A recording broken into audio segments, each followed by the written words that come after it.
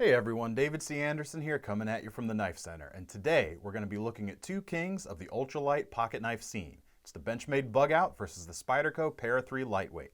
Let's find out where they stand, and you get to pick the winner. Let's go.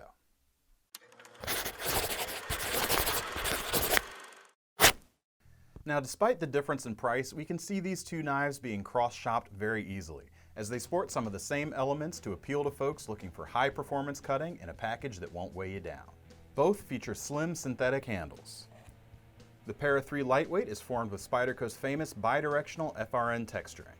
This pattern provides plenty of traction in the wet or when doing sweaty work, and it helps to keep your hands secure on the knife. The Grivery handles on the Bugout are even slimmer, 0.4 inches compared to 0.45 on the Spyderco, which means that it'll live in your pocket even easier. It does have a diamond checkered pattern on each side. It gives you some texture, but it's not quite as much as on the Spyderco. There's just enough length for a 4-finger grip on this knife, at least as far as my hands are concerned. But if I were putting either of these through heavy work, I'd prefer the handle on the Para 3. The increase in thickness is slight but noticeable, but even more than that, the extra length that handle affords you thanks to the full-size finger choil allows for a better purchase overall. Black is the only color available right now with the Para 3, whereas the Bugout gives you options for blue or the Ranger Green shown here. The blades on these two knives follow the precedent set by their handles. The Bugout's is a little bit thinner, it's not quite 3/32 of an inch thick, compared to being just over 1/8 inch thick on the Para 3. Both will slice very well though, thanks to the full flat grind on the Para 3 and the almost full flat on the Bugout. Ultimately, you'll be able to cut a little bit longer with the blade on the Bugout though. It's made from S30V steel, available with a satin blade or this smoke gray chromium nitride coated finish, and it has more sharpened edge than the Para 3 as well. That blade on the Para 3 only features about 2.5 inches of cutting edge, although it honestly feels like more than that when you're using it, likely due to that full grip and the broad profile. The CTS BD1N steel on the Para 3 won't hold an edge as long as the S30V on the Bugout, but remember, it's noticeably cheaper to buy this knife.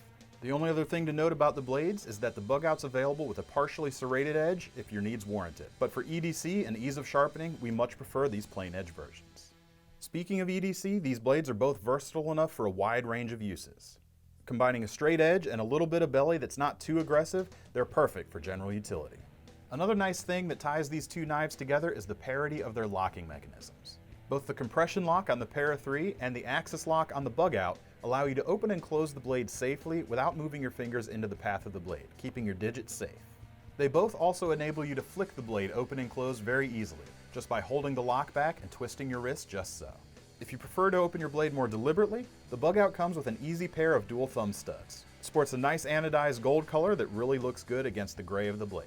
And the Para 3 opens just as easily with a wide thumb hole that works well in left or right-handed use.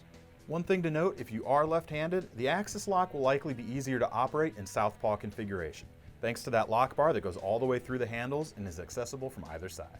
One last thing is that both of these knives feature a deep carry pocket clip. The Para 3 features Spyderco's wire clip, and the Bugout features a folded over clip with a gray finish to match the blade that won't reflect like a shiny black or metallic finish can. Both of these options are subtle and will be unobtrusive in use. They don't really call attention to themselves, which is great for discretion in urban environments.